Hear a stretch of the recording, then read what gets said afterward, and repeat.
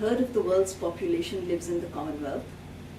This is an association of 53 countries, and half of this population is under the age of 25, which means that these young people will require an education and training in the next few years if they are to help and contribute to the development of their countries. Is it going to be possible to provide them this education and training through conventional means, that is brick and mortar institutions? This is not going to be possible at all. And what governments will be looking increasingly to is to explore means of how technology can help them in this process, how distance education can help them in this process. And this is where the Commonwealth of Learning, my organization, comes in. 22 years ago, the Commonwealth of Learning was set up with precisely this objective, to use distance education to bring cost-effective quality education to people in the developing Commonwealth countries. We work in 3-year program cycles, and we are just starting our 3-year plan for 2009 and 12. We have developed this 3-year plan after wide consultations around the Commonwealth and with key stakeholders, with our focal points in every country. And we have tried to distill what were the needs expressed by our stakeholders to develop this plan. And we have come up with our program, which is going to be divided into 2 sectors. One is education and the other is livelihoods and health. In the education sector, we will work specifically with formal educational institutions in the areas of secondary education, how to expand access to secondary schooling, which is what we call open schooling, how to increase the number of trained teachers across the Commonwealth, and this happens under our teacher education program, how to increase the participation rates in higher education, which is again a priority of Commonwealth governments.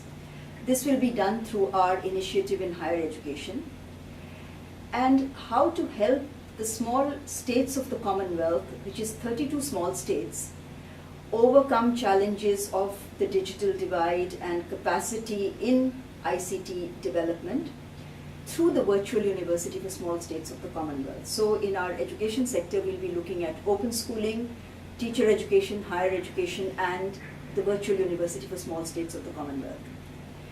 In the livelihoods and health sector, we will be looking at skills development, which will again help people get livelihoods. Learning for farming, which means dealing specifically with the agriculture sector in terms of increasing their opportunities for livelihoods. Healthy communities, which means community development and health within a rights and rights perspective, as well as in taking it a holistic approach. And we will be working in e-learning, which helps us use the different potentials of technology to help people achieve livelihoods and become entrepreneurial. What will be the strategies that we use to achieve our objectives?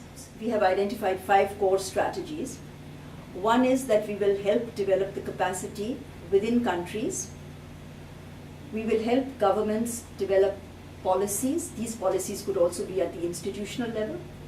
We help develop models which can then be replicable in other jurisdictions so that we can leverage our modest resources. As you know, COL is a very modest organization, 35 people in Vancouver, 5 in New Delhi. So we are always looking for partnerships, which is another strategy with people in the field that will help us deliver our objectives. And we work in developing materials which are offered then as open education resources, freely available in the Commonwealth and beyond. So how do we at COL propose to implement this program?